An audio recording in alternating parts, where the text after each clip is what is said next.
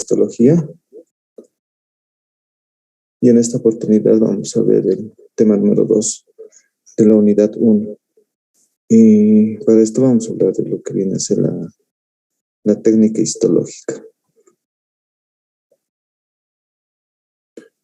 Miren ustedes que dentro de lo que viene a ser el trabajo dentro del laboratorio, en la técnica histológica, nosotros necesitamos elementos para poder trabajar dentro del laboratorio. Y dentro de esto está un laboratorio que tiene que estar bastante equipado. Tiene que tener todo el material correspondiente, áreas para poder realizar la manipulación de tejidos y poder procesarlos durante la técnica histológica, como vamos a ver un poquito más adelante. 2, necesitamos obtener las muestras, ¿no? De qué tejido vamos a procesar o de qué muestra vamos a procesar. Y dentro de esto podemos procesar nosotros tejidos o fluidos corporales, ¿no? Entonces, dentro de los tejidos podemos mencionar, por ejemplo, partes de algún órgano del cuerpo humano que hace tiempo no se permitía, ¿no? Por esto de que solo los animales de experimentación podían ser sometidos a una extracción de algún tejido para poder analizar, ¿no? Entonces, más que todo esto para fines investigativos. Después necesitamos lo que viene a ser material e instrumental, ¿no? Entonces vamos a ver dentro de la técnica histológica que una vez que se llega a procesar la muestra, tiene que pasar por un proceso de tinción para que este tejido gane cierta coloración y se la pueda observar al microscopio para una adecuada tinción y observación en el microscopio. Ahora, este tejido necesita ser cortado en una laminilla bastante delgada. Tiene que ser bastante transparente para que esta sea... Por favor, sus micrófonos les voy a pedir que apaguen al inicio del ingreso de la clase. Y el micrótomo, como les decía, ese aparato que nos permite hacer los cortes bastante finos del tejido, pasar a un proceso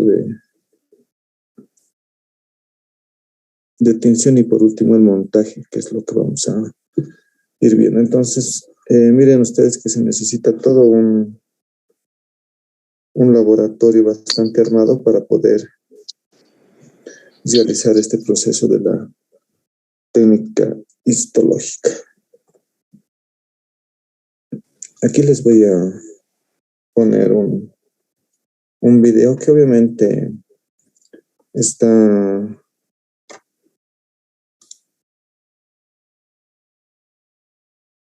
dando las partes un poquito más grandes, diríamos, del proceso de la técnica histológica,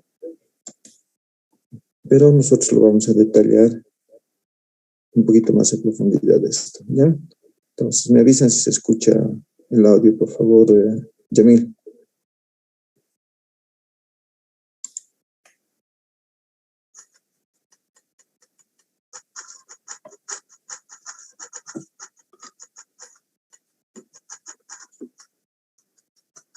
Hoy vamos a estudiar en este vídeo cómo se realiza el procesamiento histológico de los tejidos. Más concretamente vamos a ver cómo a partir de un tejido, que es un órgano que tenemos aquí en este vídeo.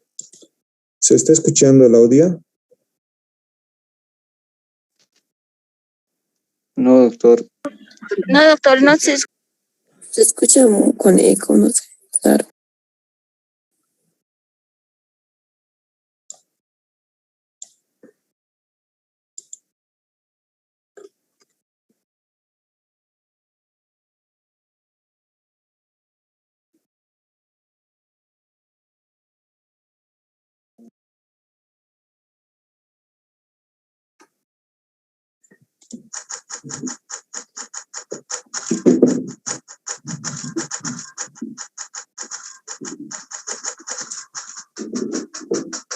vamos a estudiar en este vídeo cómo se realiza el procesamiento histológico de los tejidos. Más concretamente vamos a ver cómo a partir de un tejido, que es un órgano que tiene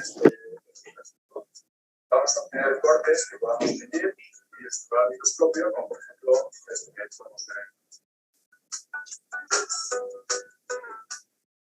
Para el procesamiento histológico de los tejidos se destacan 4 pasos fundamentales. Están aquí resumidos: fijación, fusión, corte y función. ¿Qué es la fijación? Bueno, cuando un tejido se extrae de un organismo, de un animal, de una persona, hay que fijarlo porque lógicamente el tejido se empieza a estropear porque sufre fenómenos que se llaman de autólisis, de autodestrucción, y además los microorganismos tienden a destruir. Y por tanto, hay que meter este tejido en unas soluciones químicas que lo mantienen con su estructura estable durante incluso años. Y entre los fijadores más comunes tenemos fundamentalmente el formol, que es una solución donde está metido este tejido. O tenemos también otra serie de fijadores, como por ejemplo el líquido de Buin, que en realidad es como una mezcla de fijadores, uno fija con DNA, otras proteínas, etc. Bueno, han pasado 24 horas de oxidación y ahora vamos a ver cómo está el tejido. Vamos a coger esta solución y, bueno, vemos que el tejido se ha puesto duro, está endurecido, como debe ser, pero para conseguir ver este tejido al microscopio, por ejemplo, este tejido que tenemos aquí, tenemos que cortarlo a 4 micras, en un espesor 15. Para eso, no podemos cortar el tejido tal cual, es imposible cortarlo. Por tanto, tenemos que meter este tejido en una estructura que le dé consistencia y que nos permita cortar con este espesor tan fino. Y esta estructura es la parafina. Bien, con esto hemos acabado la fijación y ahora, para empezar el proceso de infusión, tenemos que meter el tejido en un cassette. Comenzaremos ya con el segundo paso, que es la infusión.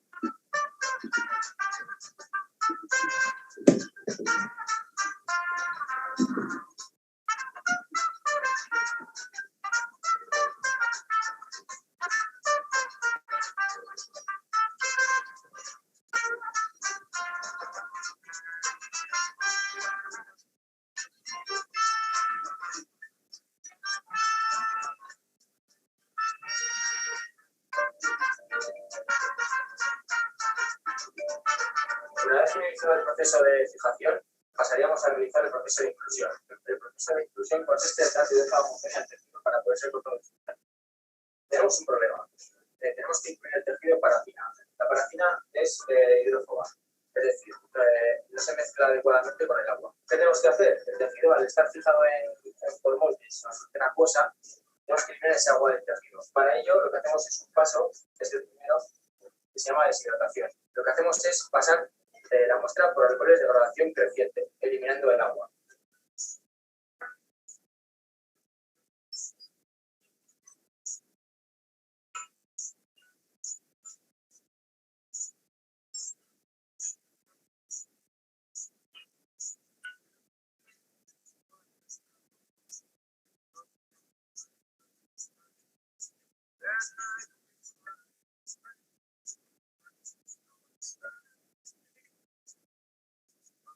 Ahora lo que hacemos es coger el cassette que contiene la parafina líquida, sacamos el tejido fuera del cassette, un molde de metal que vamos a quitar con parafina líquida.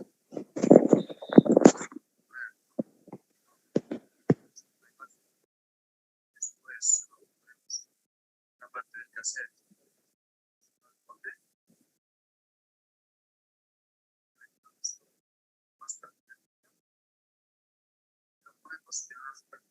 A 4 grados para que finalmente tengamos el parafina dado por el cassette. Retiramos entonces el metal y vemos el parafina. Vamos ya a comenzar el corte. Entonces, nada, perfecto, ya tenemos el bloque y ahora vamos a cortar los primeros un poco como este aparato bueno, para realizar el corte vamos a utilizar los para ello vamos a colocar primero el bloque para final.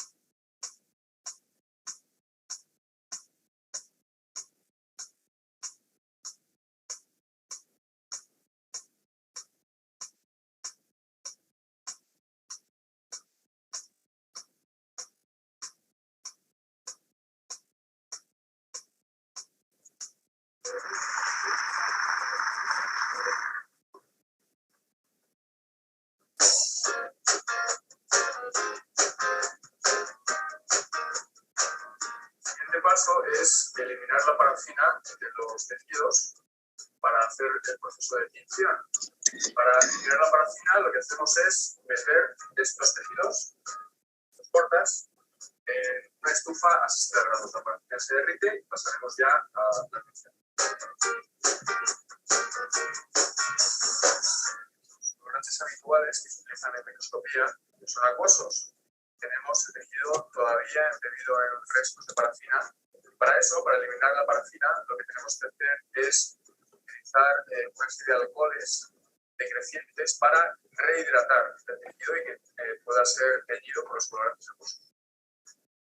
Una vez de vuelta el agua del tejido, ya podemos meterlo en la cubeta de la metoxilina. La metoxilina es un colorante. Una vez teñidos los núcleos de color azul con la metoxilina, pasamos a teñir los citoplasmas de color rojo con la eosina durante 10 segundos. A continuación, pasamos a lavar con agua. Y una vez teñidos los tejidos, hay que ponerles objetos, cristal, pero ese cristal hay que ponerlo con un pegamento especial que es no miscible en agua. Por tanto, hay que hacer otra vez todo el proceso de deshidratación de los objetos para poderlo embeber en este pegamento, poner los objetos y ya ver la fotografía del microscopio.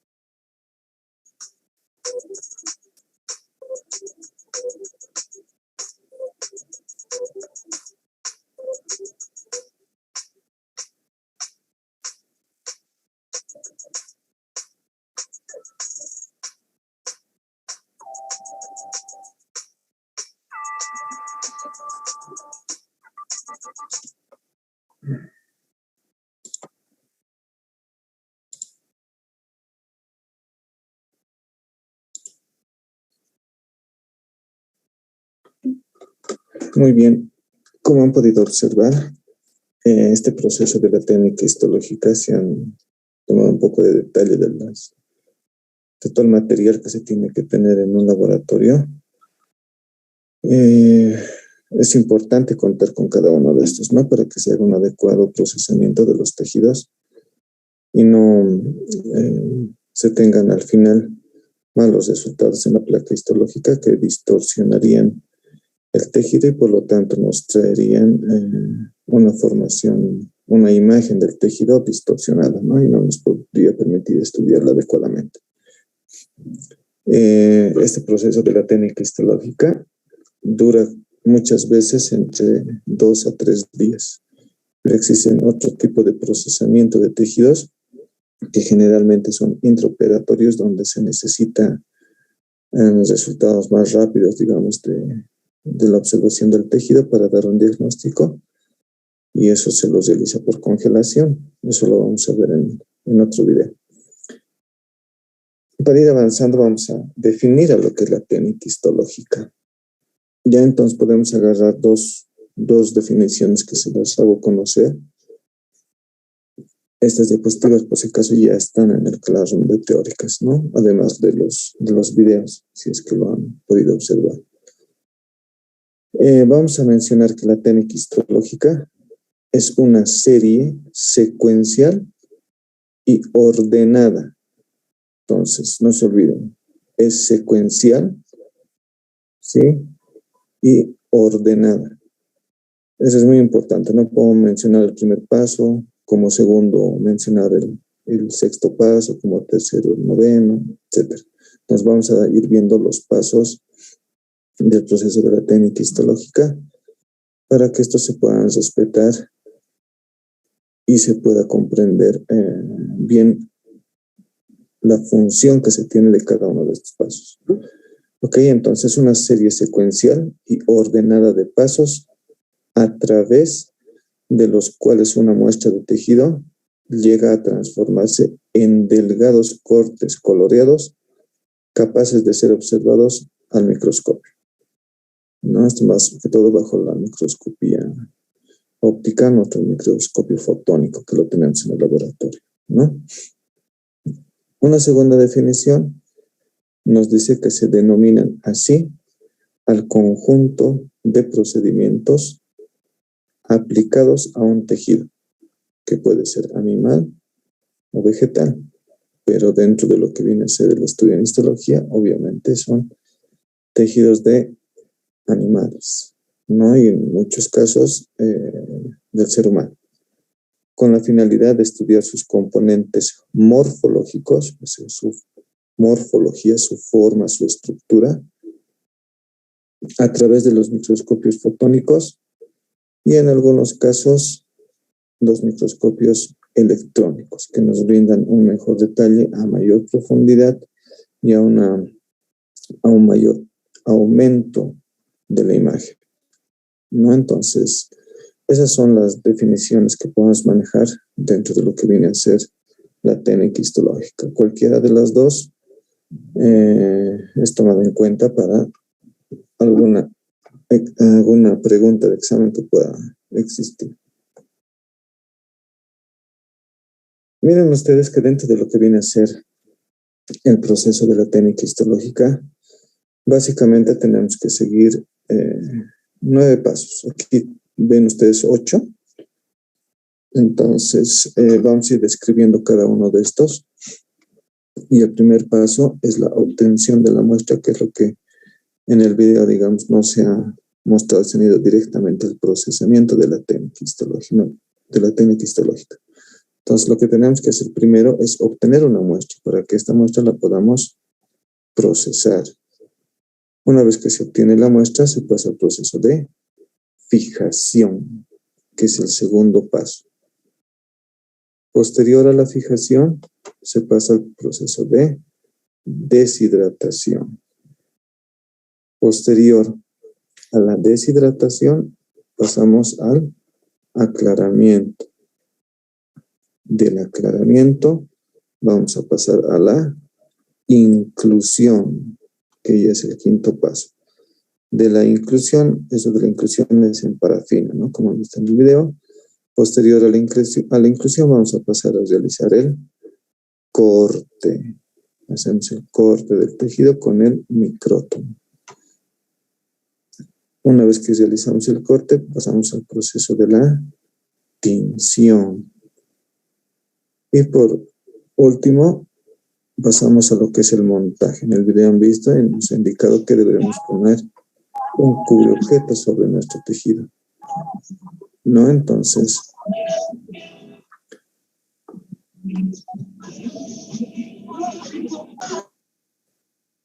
¿de quién está prendido su micrófono, por favor?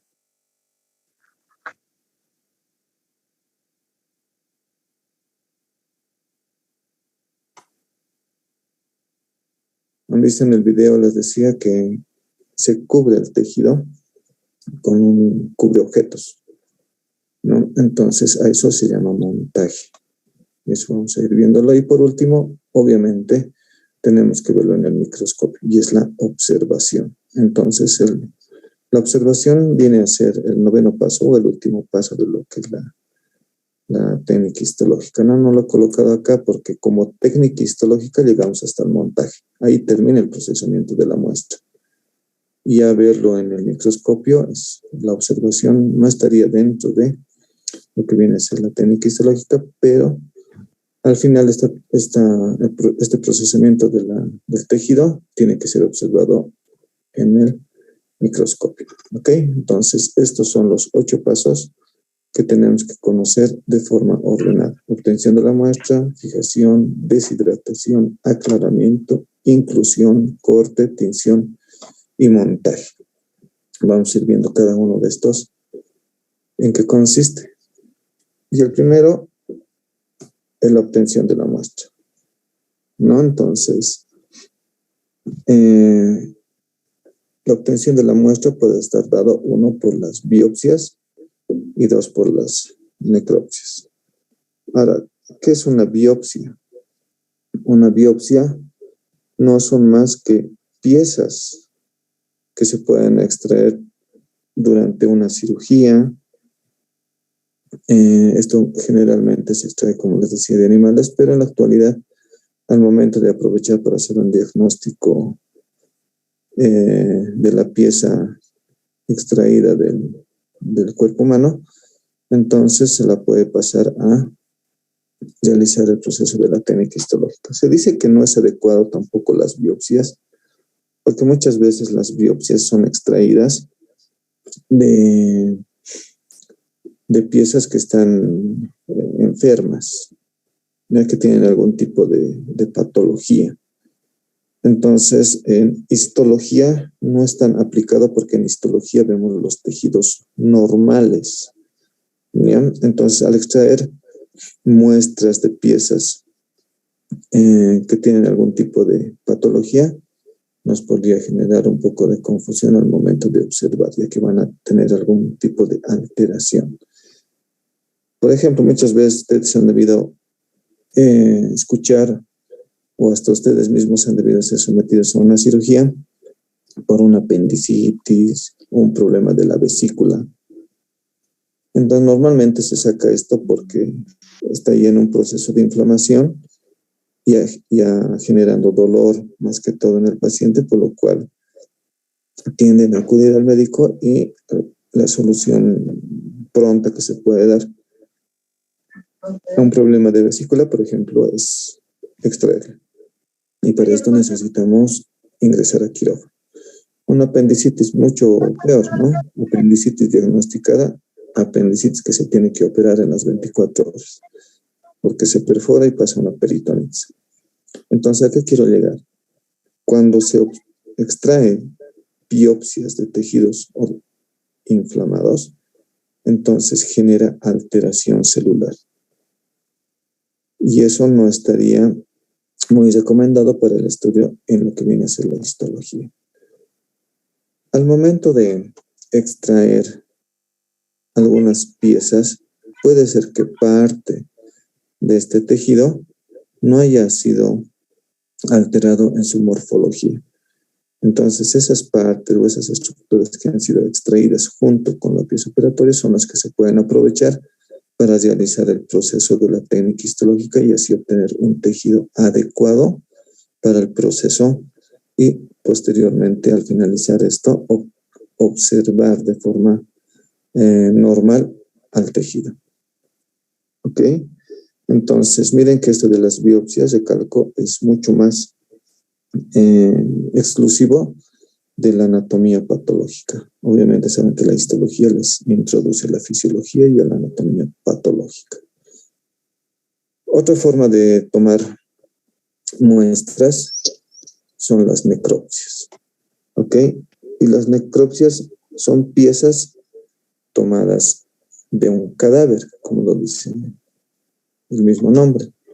¿No? Dentro de lo que vienen a ser las necropsias, tampoco cumplirían requisitos en cuanto a tejido para poder ser en primera instancia introducirse a un proceso de técnica histológica y posteriormente a la observación, por lo que les he mencionado. Cuando una persona muere y mucho más, pasa días de la data de la muerte, entonces todos los tejidos del cuerpo ingresan a un proceso de fenómenos de post-mortem, de autolisis, de muerte celular. Entonces, estos fenómenos de autolisis, de post-mortem o de muerte celular generan alteración de los tejidos, mucho más que las biopsias. Entonces, tampoco se considera como tejidos importantes para poder ser realizados como con un adecuado procesamiento de la técnica histológica. Sí, entonces miren que estos fenómenos de post-mortem alteran bastante el tejido y tampoco cumplirían requisitos para poder ser procesados, ya que al final tendríamos una alteración del tejido en sí y estaríamos observando más que todo no tejidos histológicos normales, sino tejidos patológicos, ¿ya? Y eso en histología no es tampoco aplicable. Entonces, esas son las dos principales formas de obtener la muestra, ¿ya? Entonces, aquí tienen una imagen también. Lo que se está haciendo es la obtención de un tejido lesionado, como están viendo, ven la mama. Es un tejido glandular y esto se aplica muy a diario para hacer diagnóstico. Sus micrófonos, por favor, para... denme un ratito, voy a ver quién es. Y si estoy como anfitrión, lo voy a sacar.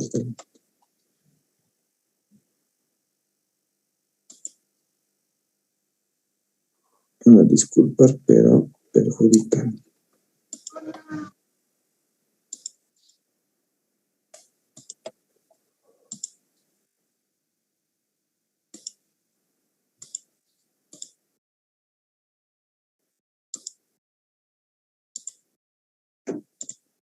Listo. Entonces, esto de lo que les explicaba aquí en el tejido glandular, se llama esto, es una técnica del PAF, P-A-A-F, función aspiración con aguja fina. Entonces, lo que se hace es introducir una aguja hacia el tejido lesionado, se extrae parte del tejido y después se lo lleva a la microscopía. No es sometido tanto a un proceso de técnica histológica, se resumen pasos, pero sí se lleva a un portaobjetos, se tiñe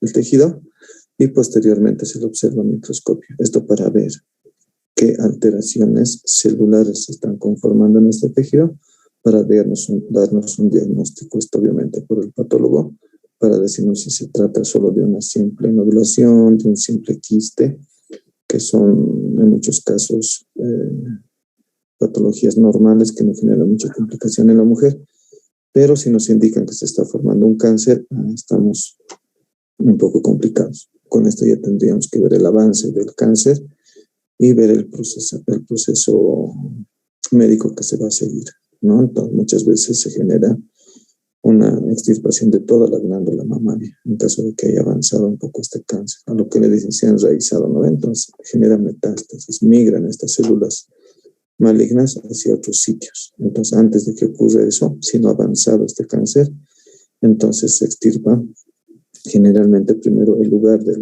donde está la lesión. Para mayor seguridad, muchos médicos recomiendan extirpar toda la glándula, ¿no? Entonces, porque a veces pueden quedar algunas células, estas migrar a otras partes del cuerpo y cuando ya se disemina esto es muy complicado, ya casi nada se puede hacer cuando ha existido una diseminación de estas células malignas a otras partes del cuerpo. ¿Ok? Entonces, esta es otra forma, diríamos, de obtener alguna muestra, pero esto, como les explicaba, más para diagnóstico, ¿no? Entre otras, podemos mencionar lo que viene a ser el brochaje, ¿no? Que esto lo tienen también dentro de lo que es el material que se les ha enviado. y está en el texto de la cátedra de histología que hemos elaborado como docentes, ¿no? Entonces, el brochaje es una de las formas también de obtener una muestra bastante rápida, utilizando lo que viene a ser algún tipo de brocha, pues se llama brochaje, es una brocha bastante pequeñita como un pincel para que me entiendan, del cual se pueden extraer tejidos que están queriendo desprenderse de, más que todo, órganos linfoides, como vienen a ser las amígdalas, ¿no? Entonces, las amígdalas, cuando existe un proceso patológico, para el diagnóstico de muchas enfermedades, se extrae lo que viene a ser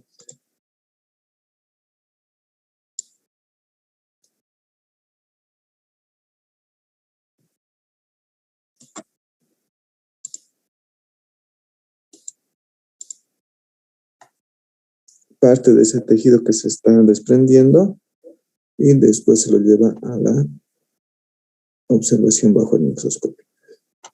Otra forma de extraer también tejidos es el frotis, ¿no? En este caso son fluidos corporales, ¿no? Entonces, un frotis de sangre periférica es algo que también lo practicamos dentro del laboratorio de histología, ¿no? Y está en la guía práctica. Entonces, hacemos la punción de un pulpejo del dedo, extraemos una gota en el portaobjetos, hacemos una extensión y una fijación simplemente con aire, o muchas veces en microbiología, como van a ver en segundo año, se utiliza lo que viene a ser un mecherito, ¿no? Para poder fijar la muestra. Entonces, son medios físicos para poder fijar el calor y el frío, ¿no?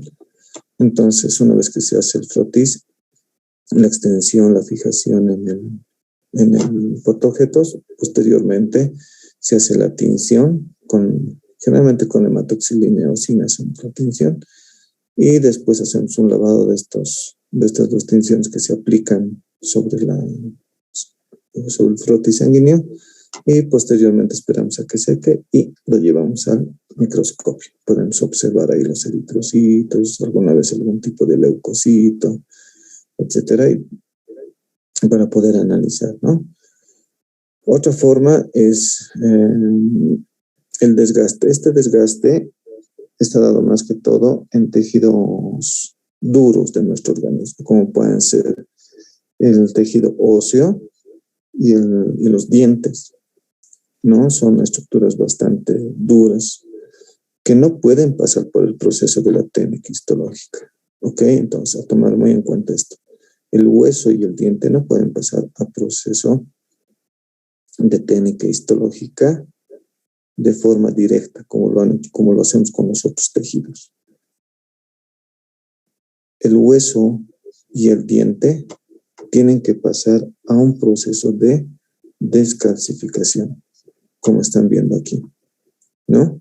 Entonces, quitando las sales minerales, todo el componente que hace que el hueso y el diente sean duros, recién podemos generar un tejido semiblando que pueda pasar al proceso de la técnica histológica. Esto del desgaste, como su nombre lo dice, consiste en, por ejemplo, agarras un pedacito de hueso, que no necesariamente tiene que ser de humano, puede ser de la vaca. Entonces agarras una piedrecita un poco áspera, o puedes agarrar una lija bastante finita y lo empiezas a raspar. Raspas hasta obtener una pieza de ese huesito bastante delgadita y traslúcida. Entonces eso lo pones sobre el cubreobjeto, sobre el portaobjeto, lo puedes cubrir con un cubreobjeto, lo haces agarrar, eso lo vamos a ver en laboratorio también, y posteriormente se puede observar bajo el microscopio, ¿sí? Ahí estaríamos viendo el hueso que no ha pasado por un proceso de técnica histológica, simplemente se ha hecho un desgaste de su grosor, diríamos, al momento de realizar el raspado sobre una superficie áspera, ¿ok? Pero cuando queremos llevar al proceso de técnica histológica, porque van a ver que tenemos hueso, tenemos diente dentro de lo que vienen a ser las placas histológicas, nos está diciendo que han pasado por un proceso de descalcificación. Entonces se han quitado, les repito, todos los materiales que hacían que el diente o el hueso sea bastante duro, y recién ingresa a proceso de la técnica histológica.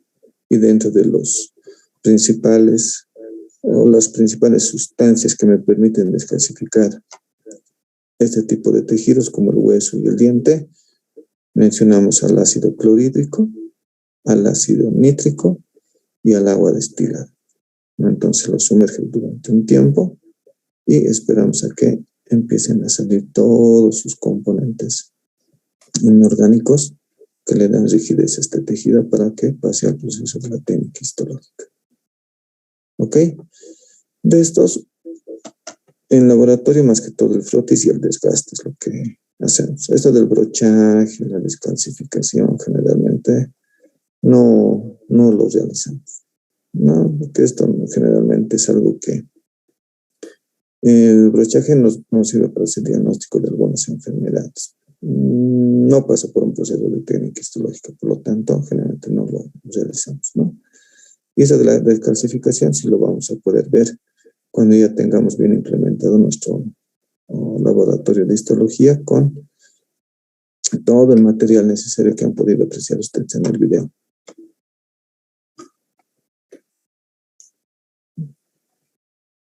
Una vez que hemos obtenido la muestra, ¿sí?, tenemos que pasar al segundo paso.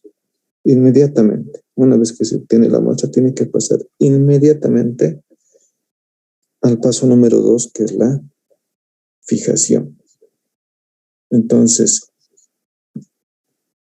esta fijación es el tratamiento del tejido con sustancias químicas que evitan la degeneración y cambios en las células, conservando su configuración normal. Lo que les decía, tenemos que hacer en lo posible que el tejido que nosotros vayamos a extraer sea lo más normalmente posible en cuanto a su morfología. ¿Ok? Y para evitar, una vez extraído este tejido, ya puede ser por una biopsia o por una necropsia, que tendría que ser una vez que muere la persona, inmediatamente extraer una porción de tejido. Entonces tenemos que pasar a un proceso de fijación de este tejido. ¿Para qué? Para conservar su configuración normal, su morfología. Entonces, ¿qué es lo que hace? Mata las células para evitar su autolisis,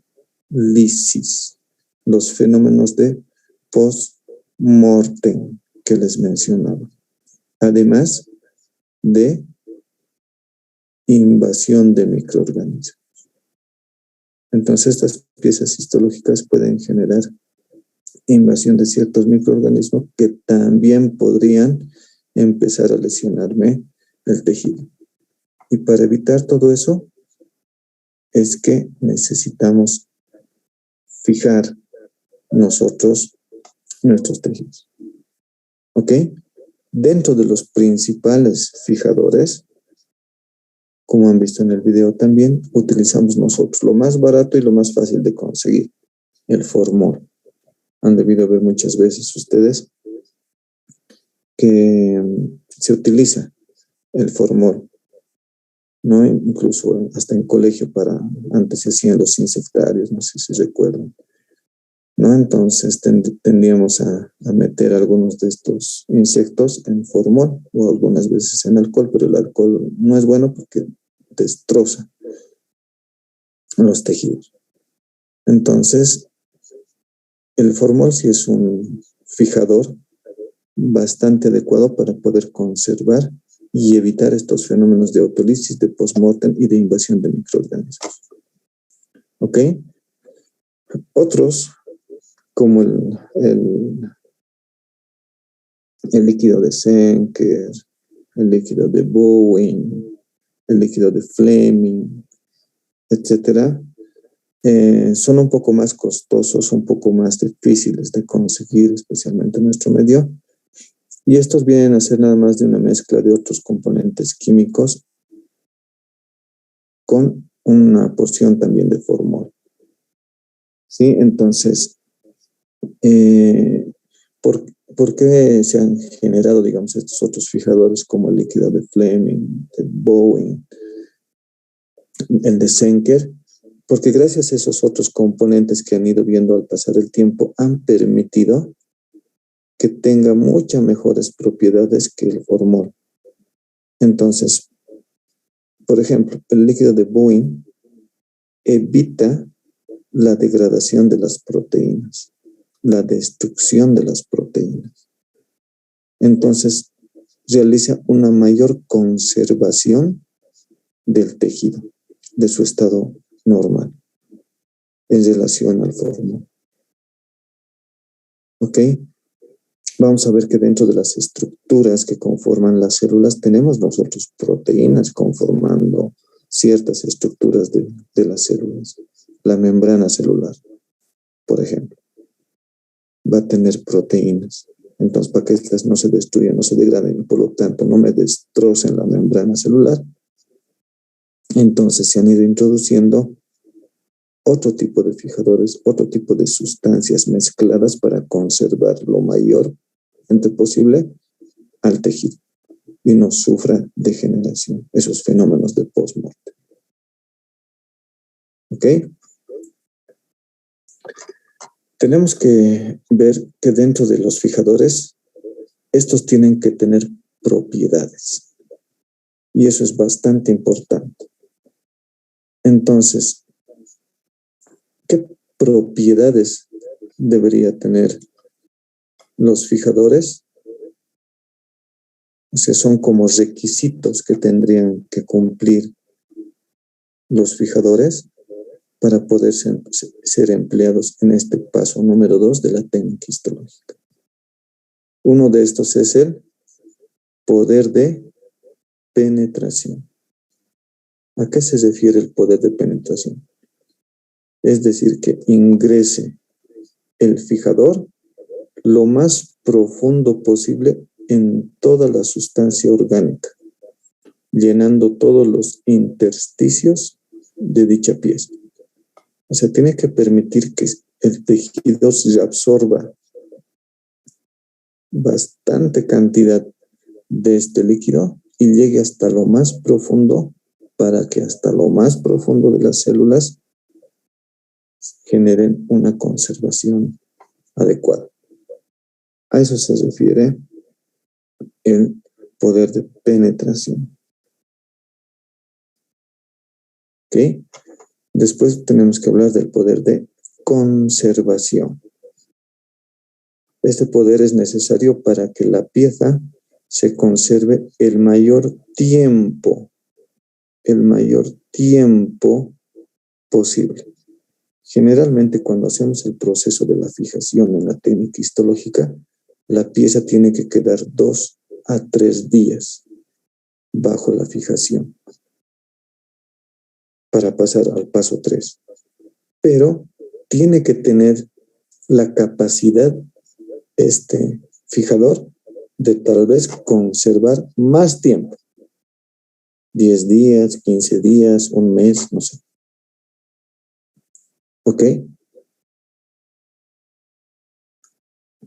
Al generar mayor conservación de tiempo, obviamente tiene que evitar su destrucción y su putrefacción, como dice aquí, los fenómenos de lisis, de muerte celular. ¿Ok? Otro poder que debe cumplir el fijador es el poder de endurecer la pieza. Obviamente no lo vuelve como una piedra, ¿no? Como el hueso, como el diente. Pero sí le genera una cierta rigidez al tejido para que este más adelante pueda, junto a la inclusión, ser cortado adecuadamente. Entonces, este poder facilita los cortes ulteriores posteriores, evitando que, sobre todo, deformaciones del tejido.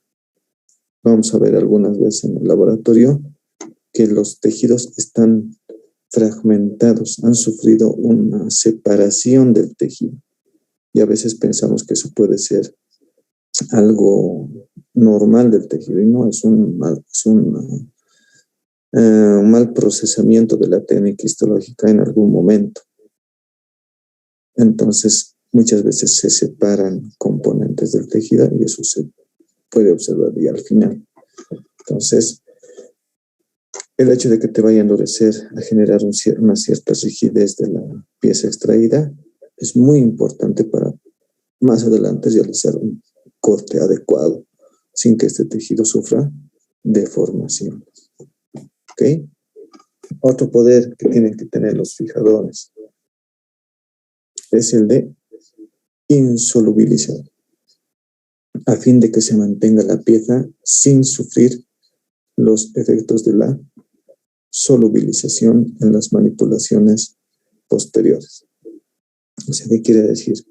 Que estas piezas tienen componentes físicos y químicos. Dentro de estos tenemos componentes líquidos. Entonces, como los vamos a ir introduciendo en líquidos, como por ejemplo el alcohol, los tinciones, tenemos que hacer un lavado con agua, etcétera, como han visto. Entonces, al ser introducidos a esos líquidos, no se solubilicen, no alteren su medio coloidal y por lo tanto no sufran defectos. ¿Ok? A eso se refiere el poder de insolubilizar. Y uno que es bien importante, que muchas veces es pregunta de examen: poder de mordiente. ¿A qué se refiere el poder de mordiente? Tiene por objeto facilitar la penetración de los colorantes y además de fijarlos. O sea, me está haciendo la fijación, pero le está diciendo al tejido que más adelante le va a permitir penetrar de forma adecuada los colorantes que se vayan a utilizar en el momento de la tinción. Entonces nos está garantizando que este tejido más adelante, de forma adecuada, todos sus componentes van a poder absorber los colorantes y así poder tener una mayor tinción, una mejor coloración. Mientras mejor coloración tengamos en nuestro tejido, mucho mejor va a ser la observación bajo la microscopía. ¿Ok? Entonces, a eso se refiere el poder de mordiente. Ahora, cuando se realiza el proceso de la fijación, y esto igual es algo que no quiero que se olviden, las piezas deben permanecer en el fijador por espacio de, como les decía, 1 o 2 días, pudiendo conservarse más días, que sería lo más adecuado, ¿no es cierto? Otra cosa es el volumen, la cantidad de fijador que tengo que utilizar para una pieza. Entonces, la cantidad de volumen que tengo que utilizar es de 50 veces más que la de la pieza. Entonces, miren que si una pieza histológica es de 1 centímetro, por ejemplo, ¿sí? Entonces, yo tengo que ponerlo en un volumen de 50 veces más de líquido. Entonces, va a ser como un pedacito de tejido nadando en un montón de líquido. Entonces, eso me va a garantizar la mayoría de estos poderes que tienen que tener los fijadores. ¿Ok? Más que todo el de pongo poco líquido, no va a penetrar como debería al tejido. Tengo que ponerle gran concentración. Y nos dice que por lo menos debería tener 50 veces más en relación al tejido.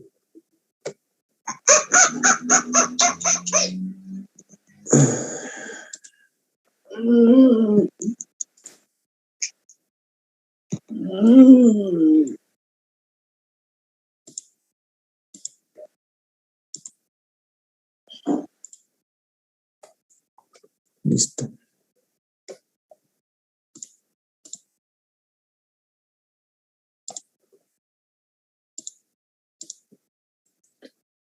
Van a disculpar, pero yo los voy a eliminar. Listo. Entonces, eso es en relación al paso número 2. Entonces, primero hemos hecho la obtención de la muestra. 2, hemos hecho la fijación. Hemos hablado de qué consiste esto. Hemos hablado de los líquidos y de las propiedades que deberían cumplir los fijadores. Estos fijadores pueden clasificarse, ¿ya?, en físicos y en químicos. Los físicos más utilizados son la desecación y el calor seco. El calor húmedo y la congelación generalmente lo vamos a hacer en otro proceso. Para la congelación se necesita un equipo bastante sofisticado, que también se los voy a poner en el video, que también está dentro del material que les he puesto en clase, teóricas. Ya, entonces, dentro de los físicos, desecación, calor seco, calor húmedo y congelación. Los más utilizados, la desecación y el calor seco.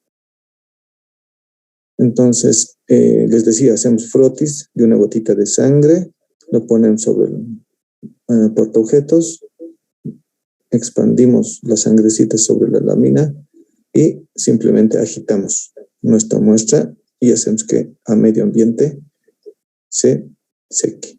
Eso es la desecación. El calor seco, podemos tener un mecherito con una llamita de fuego y muy por arriba, no muy cerca, evitando que se queme también, ¿no? Entonces podemos generar la fijación, ¿sí? Seca y ya está fijada nuestra muestra sobre nuestro portaobjetos. Los dos más utilizados que lo vamos a poder ver en las prácticas. Los químicos. Entonces vienen los fijadores simples y dentro de los fijadores simples entraría el formol. Es un componente químico único. En cambio, los fijadores compuestos ya vienen a ser lo que les he indicado, ¿no es cierto?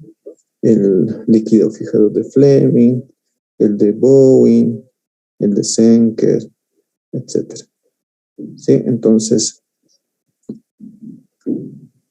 estos, como les decía, estos fijadores compuestos es porque tienen otro tipo de compuestos químicos muy aparte del formol.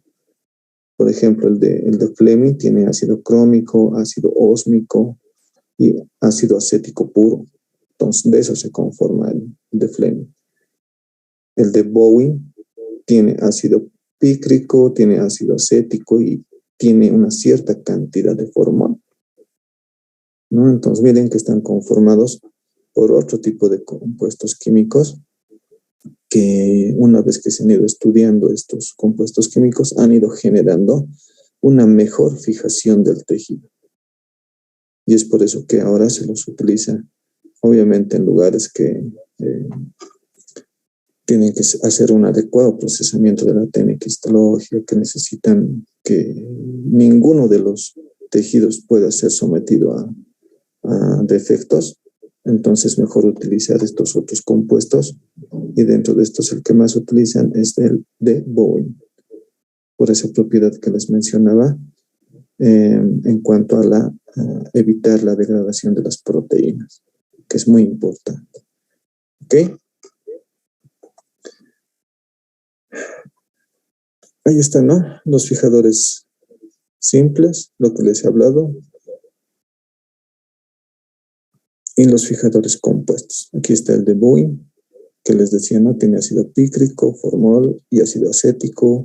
El de Senker, dicromato de potasio, cloruro de mercurio y ácido acético. Obviamente este ácido acético tiene que ser puro. La solución de Helling, dicromato de potasio, cloruro de mercurio y formol. Entonces, la mezcla de varios compuestos químicos ha hecho que se generen estos fijadores compuestos, ¿ya? Uno de los más utilizados, el de Boeing. ¿Cuáles son las características de un buen agente fijador? Vamos a terminar con esto, ¿ya? Después, la siguiente clase vamos a terminar. Que actúe con rapidez, destruyendo y fijando las células antes que aparezcan los cambios degenerativos. Tiene que tener alto poder de penetración, como hemos dicho. Conservar en lo posible las características del tejido, que permita manipular los tejidos fijados, eso es por el poder de endurecimiento. ¿Ok? Y tiene que ser accesible y económico. En cuanto a la accesibilidad y a la economía, el mejor ejemplo es el Formol. Cualquier farmacia podemos conseguir Formol. Pero los líquidos de Boeing, Fleming, Senker, Heli, etc., es bien difícil conseguir, ¿no? Aparte que son costosos. Listo, vamos a quedar aquí. La siguiente clase vamos a ver los demás pasos y es un poco más rápido explicar eso. ¿Ok? Entonces vamos a quedar aquí para que puedan alcanzar a sus clases prácticas en la universidad.